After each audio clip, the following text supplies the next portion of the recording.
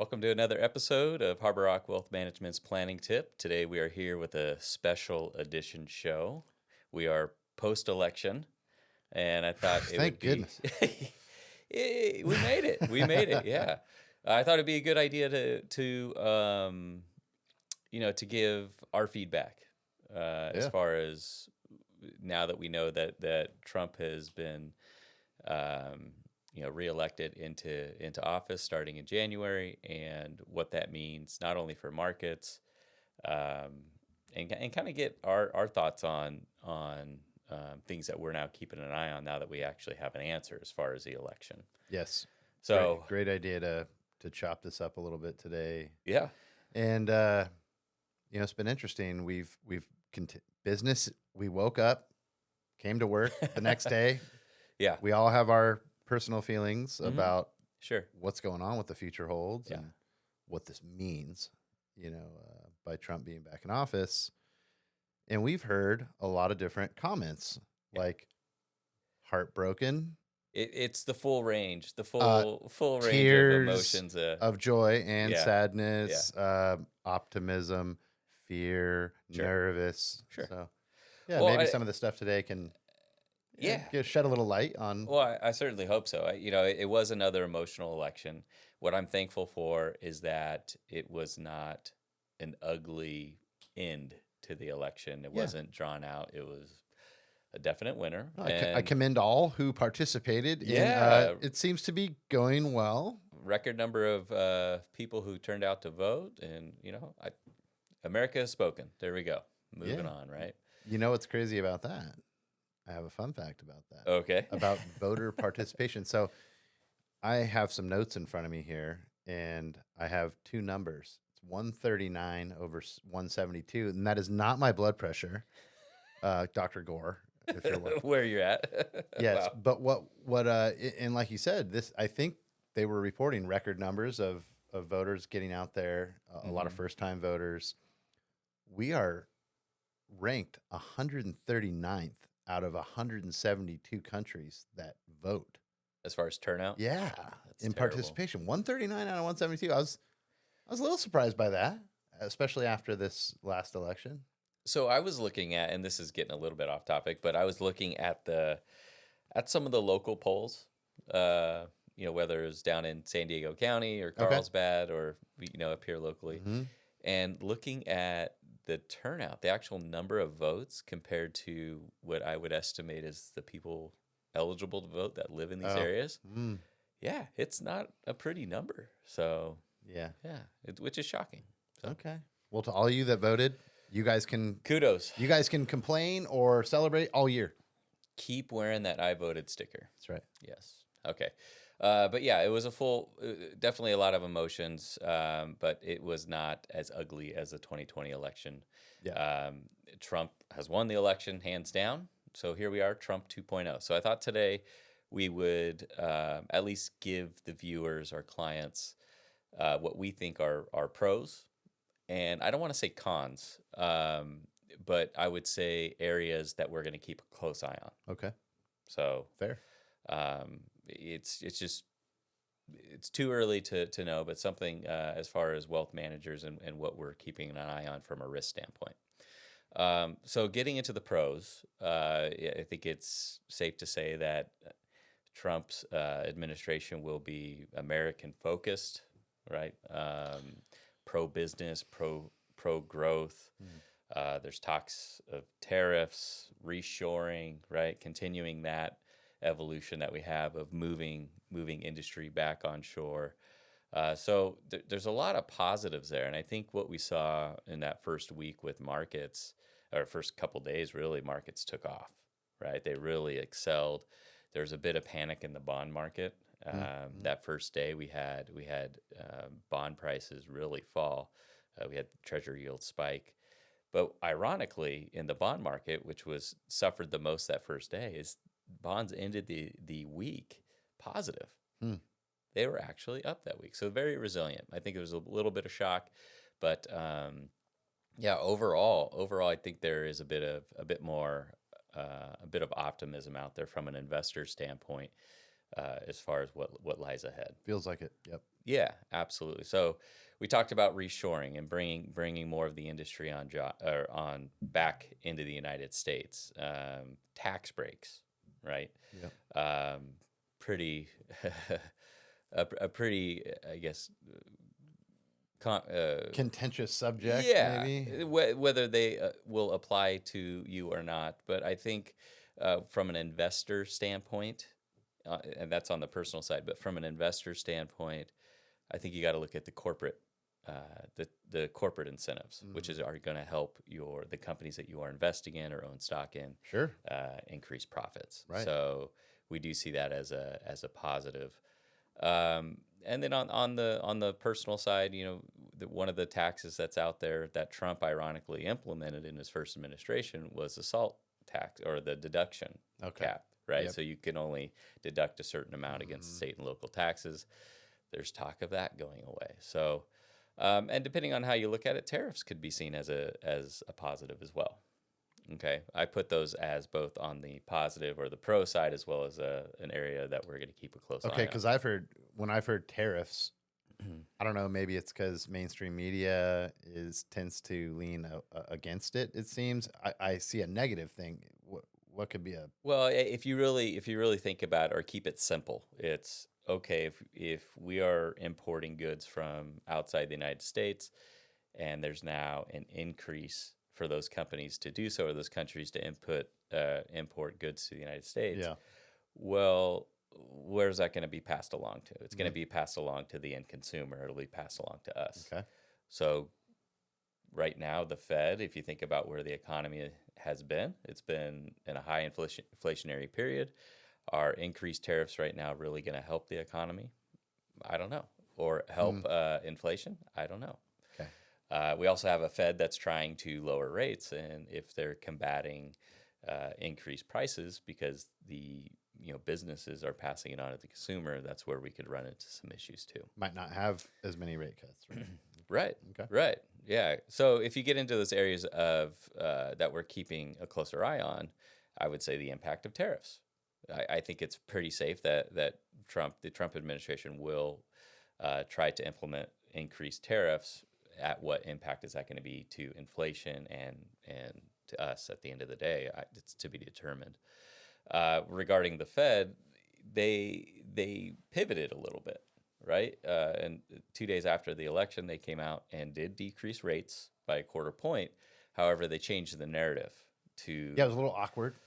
well, maybe? I think they reset the expectations, and it's no longer going to be a very methodical quarter point. It's going to be we'll see. And one of their phrases that they always go back to when they don't really want to reveal their hand is that they're going to be data dependent. And it's like, okay, well, Okay.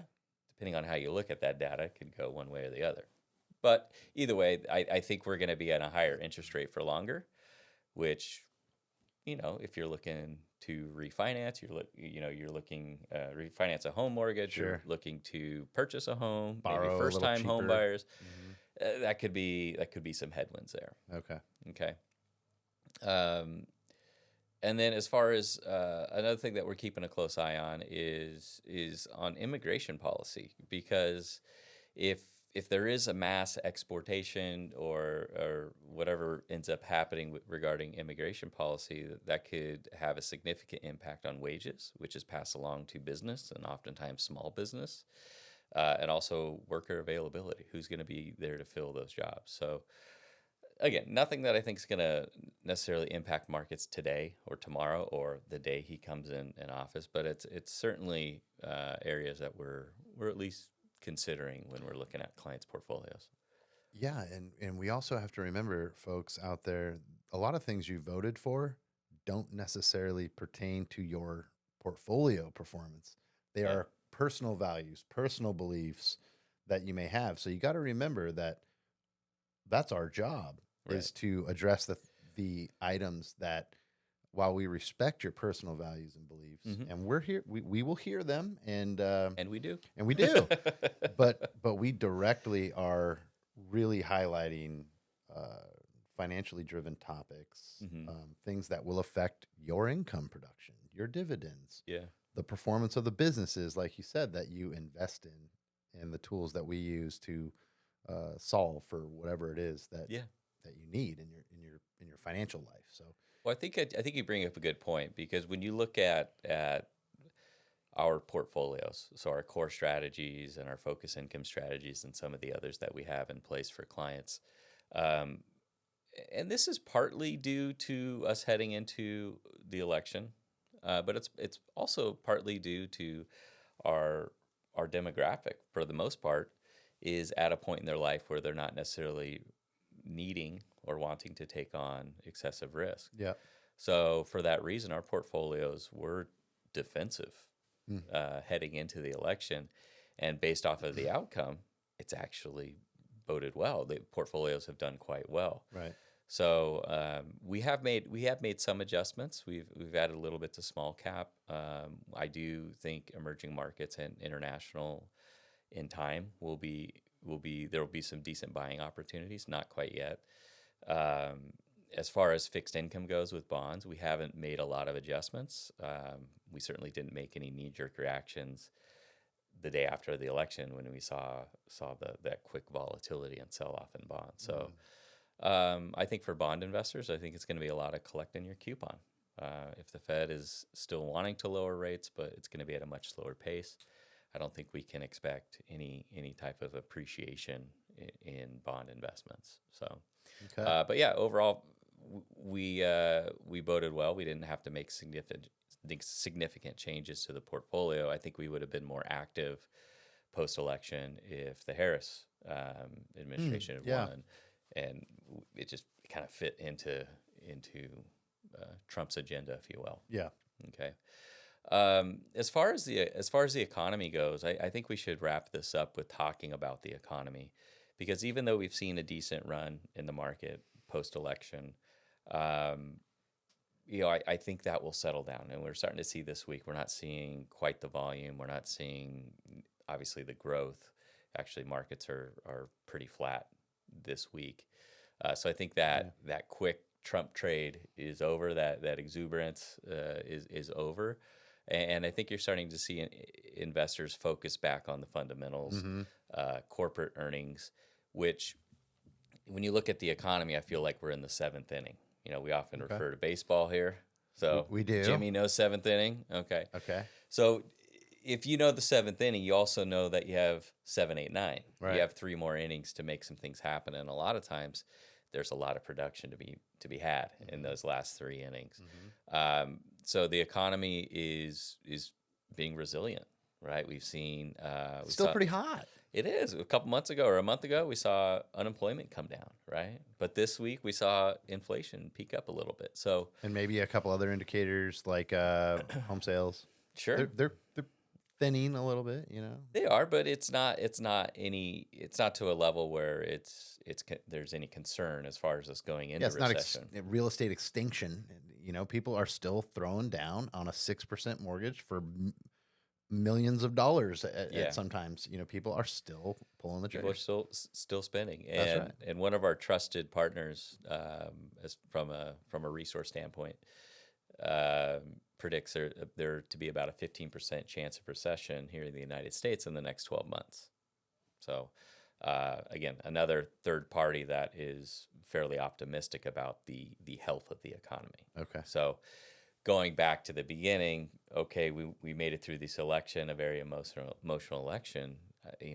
There are some clients out there that may have some serious fears about what's going to happen to the economy, and um, you know, political agendas aside, I think the economy is in a fine spot. I don't. Okay. There's not a lot of concern out there. And let's say we do find ourselves in a recession sometime next year. Sure. What does that mean for our clients and others out there? Yeah. Well, for the most part, unless there's an immediate need, we would, if there's an immediate need for assets, we typically don't have we have those in recession-proof vehicles like cash or money Sure. markets or something that's ultra conservative and liquid. But I want to remind clients that recessions are normal. Not that we're excited to go through a recession. There's also different types of recessions. There's I call it recessions that you feel like you're in a recession, where you look outside and everything's a little bit different tint. Not as colorful. Yeah. And then there's recessions where we're told we're in a recession. Okay. Where it's not as bad as Like numbers behind the scenes indicate it, and we don't necessarily see it in our day-to-day life, maybe. Okay. so. As of right now, I don't expect it to be, when we do end up going into recession, I don't expect it to be a very significant one. So for most of our clients that maintain that long-term approach, even if we find ourselves in recession, other than some minor adjustments to the portfolio that we'd be making up to that point, it's going to be sticking to the plan, business as usual. Love it. Sticking to the plan. And the plans never remain the same. The plans are fluid. That's right. That's designed that way. Yeah, I often tell clients about, my mom was a financial planner, and I remember her on the weekends setting up at the coffee or at the dining room table, literally constructing financial plans and 3-hole punch and binders, and that's just what it was at the time. That was your financial plan. But clients can leave our office 10 minutes after being presented their financial plan, and there needs to be a change. So they need to be fluid. Right. You know what's funny? So I did vote. I'm sure many of you did too. Thank you, Jimmy. Thank you. Did my duty. And I shared with you and some others a funny little thing that I saw on social media. I bet you all of you saw a billion signs, more than you've ever seen, on street corners, at your your neighbor's house or whatever. And some guy said, "You know what? I was so confused. I'm pretty sure I voted for a realtor for president." I thought that was so funny. Open house. I voted for Johnson Realty, or something. Oh my gosh. It's pretty funny. Well, to make light of the situation, I'll hold up this hat too. Jimmy got me this. I'm a big Ted Lasso fan. And what a duo. Unfortunately, we did not win. I didn't see him on the ballot. I didn't see him either. So R.I.P. Yeah. Anyway, well, I hope you all got something out of this. Certainly a fluid topic here, and something that we're ready to talk about if and when. So if you have any questions about this or any other topics, please don't hesitate to reach out. We'll see you next time.